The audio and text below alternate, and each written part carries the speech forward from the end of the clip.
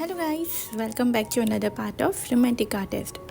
तो जैसे कि हमने लास्ट पार्ट में देखा था, शेनचिंग और वाइट गगा दोनों अपने रूम में आ जाते हैं और वाइट गगा शेनचिंग को बोलता है कि तुम अब आराम करो, आज पूरा दिन तुमने ट्रैवल किया है तो तुम थक गए होगे। ही वो दोनों सो जाते हैं। शेनचिंग दूसरे दिन जब नींद से उठता है वो बहुत ज़्यादा घबराया हुआ होता है और उसे बहुत ज़्यादा स्कैरी सा ड्रीम आया था। वो जैसे ही उठता है वो दिखता है, ओ नो, मुझे उठने में इतनी ज़्यादा देर होगी, क्या सब लोग उठ गए होंगे? और उसके बाद उसे रियलाइज़ होता है कि उसने जो भी अभी देखा वो सब कुछ नाइटमेयर था। तो ऐसे ही वो अपने बेड से उठ जाता है और अपने कपड़े चेंज करके दरवाज़ा खोल के बाहर देखने की कोशिश करता है। वो देखता है कि बाहर बहुत ज़्यादा खामोशी है और कोई भी नहीं था। वो यही सोचता है कि यहाँ पे तो कोई है ही नहीं और ना ही यहाँ पे शुजनशु भी दिख रहा है। क्या मैं अभी तक सपना ही देख रहा हूँ?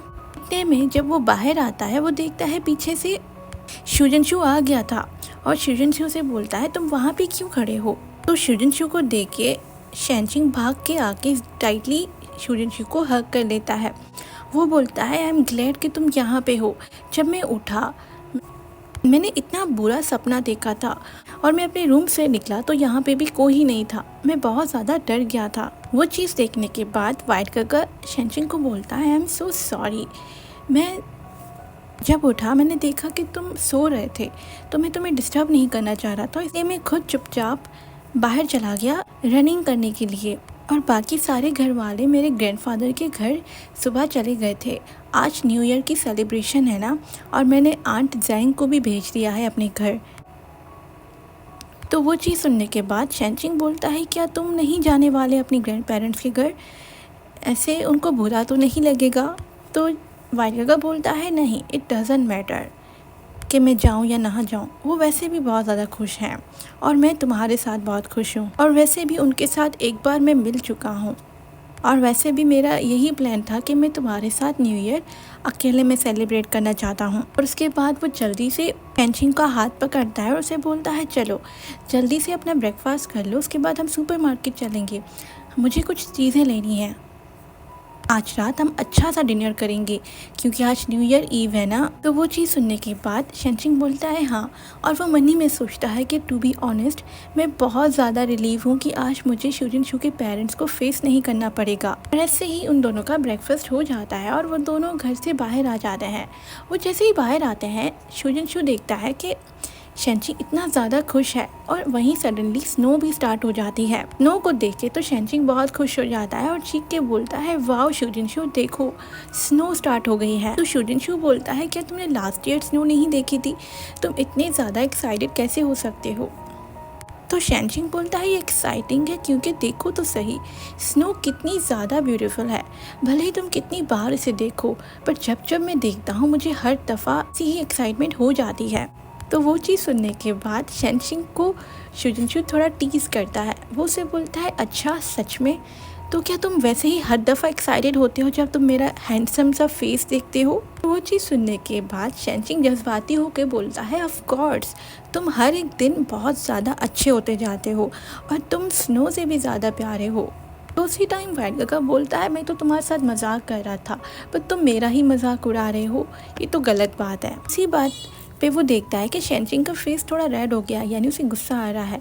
तो वो फ़ौरन से बोलता है, अरे मैं तो भूल ही गया, तुम्हें मेरा फेस बहुत ज़्यादा पसंद है ना? तो शेनचिंग उसी टाइम चीखने लग जाता है। वो बोलता है, नॉट ओनली योर फेस, मुझे तुम ही बहुत ज़्यादा पसंद है। पर हाँ, मैं झूठ नहीं बोलूँगा, तुम्हारा फेस बहुत ज़्यादा हैंडसम है, पर मैं तुमसे वैसे भी बहुत ज़्यादा लव करता हूँ। तो उसी बात पे शुजनशु थोड़ा करीब आ जाता है शेनचिंग के और वो बोलता है, हाँ, I love you the most, I love your everything शेनचिंग। वो सुनने के बाद शेनचिंग उसी टाइम इधर उधर देखना शुरू कर देता है। वो देखता है कि यहाँ पे आसपास लोग तो नहीं हैं। तो उसी टाइम वो अपना हाथ ऊपर करता है। वो बोलता है, क्या हम अपने हाथ पकड़ सकते हैं उससे पहले कोई और आ जाए? तो उसी टाइम वाइट गगा बोलता है, नहीं। वो चीज़ सुनने के बाद शेनचिंग घबरा जाता है। तो वाइट गगा हंसते हुए बोलता है, वो बोलता है, भले ही कोई और आ जाए, भले कोई भी आ जाए, मैं थोड़ी डरता हूँ तुम्हारा हाथ पकड़ने से, मैं तुम्हारा हाथ हमेशा पकड़ूंगा। और इसी तरह वो दोनों मार्केट वाले साइड चले जाते हैं। शुजनशु टमाटोज शूजिनशू ऐसे ही वेजिटेबल्स देख रहा था तो अचानक से शेनचिंग हंसने लग जाता है। तो वाइट काका बोलता है तुम क्यों हंस रहे हो? तो शेनचिंग बोलता है जब भी हम सुपरमार्केट शॉपिंग करने आते हैं तो ऐसा लगता है कि हम फैमिली हैं। उस बात पे शूजिनशू बोलता है अच्छा वाकई में, यानी हम न्यूली वेड कपल की तरह लगते हैं। क्यों ना आज हम न्यूली वेड की तरह ही सारी चीज़ें करें आज रात। वो चीज़ बोलने के बाद उसी टाइम शेनचिंग बोलता है तुम क्या बोल रहे हो, मेरा ये मतलब नहीं था। तो उस बात के बाद तो शूजिनशू और चीज़ करने लग जाता है।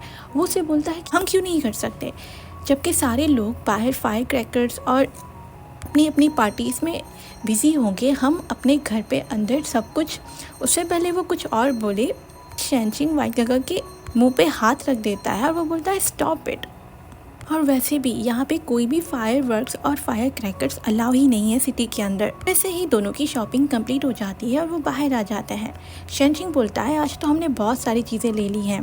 तो शूजिनशू बोलता है क्या तुम उठा सकते हो? अगर तुम नहीं उठा पा रहे तो मैं तुम्हारे लिए उठा सकता हूँ।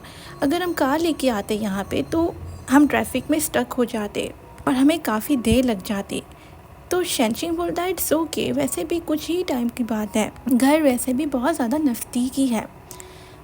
और ऐसे ही दोनों पैदल चलना लग जाते हैं। अचानक से शेनचिंग को एक खुशबू आती है। शेनचिंग बहुत खुश होकर बोलता है वाह कितनी ज़्यादा अच्छी खुशबू है, मुझे लगता है कोई स्वीट बेक्ड पोटैटो बना रहा है। वो चीज़ देखने के बाद वाइट काका उसे बोलता है क्या तुम्हें खाने हैं? मुझे याद है यहाँ पे थोड़ा ही दूर एक शॉप है जहाँ पे बेक्ड पोटैटोस मिलते हैं, वेट में तुम्हारे लिए लेके आता हूँ। तो शेनचिंग बोलता है मैं भी तुम्हारे साथ चलता हूँ।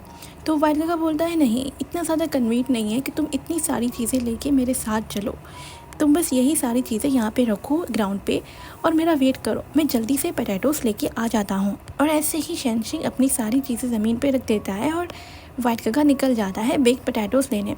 काफ़ी देर हो चुकी थी और स्नो अभी भी चल रही थी। शेनचिंग बहुत ज़्यादा खुश था, वो बार बार स्काई की तरफ देख के बोलता है ये कितना ज़्यादा ब्यूटीफुल है। वो ऊपर ही देख रहा था तो अचानक से एक लड़की आ जाती है और वो उससे बोलती है हेलो। वो आके बोलती है उसे क्या तुम शूजिनशू के फ्रेंड हो? उसे देख के थोड़ा शॉक हो जाता है शेनचिंग। वो मन ही मन में यही बोलता है कि ये लड़की क्यों मुझे शूजिनशू की तरह ही लग रही है।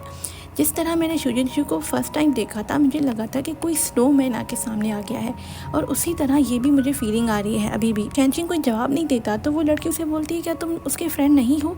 पर मैंने अभी अभी देखा कि तुम दोनों साथ में वॉक करके आ रहे थे। तो शेनचिंग उसे समझ नहीं आ रहा था कि वो कहाँ से शुरू करे।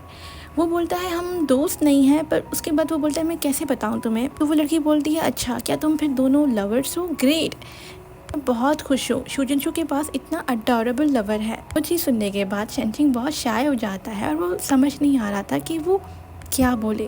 वो मन ही मन में यही सोचता है कि उसे कोई ऑब्जेक्शन नहीं है कि शूजिनशू ने मुझे पसंद किया है और मैं उसका लवर हूँ। उसके बाद वो लड़की मन ही मन में बोलती है ग्रेट। उसके बाद वो लड़की बोलती है तुम मेरे बिहाफ पे शूजिनशू को ये बोल सकते हो कि तुम बहुत ज़्यादा खुश होगे और आखिरकार यू बिलीव इन लव। तो उसी टाइम शेनचिंग थोड़ा नर्वसली बोलता है हाँ क्या, और उसके बाद वो बोलता है क्या मैं आपका नाम जान सकता हूँ?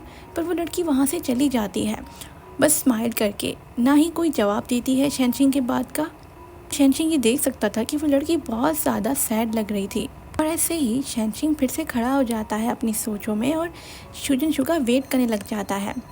ओके गाइस, मैं इस पार्ट को यहीं एंड करती हूँ। आई होप आपको ये वाला पार्ट भी अच्छा लगा होगा। अगर अच्छा लगा हो तो प्लीज़ लाइक, कमेंट और शेयर करें। मिलते हैं अगली वीडियो में, बाय बाय।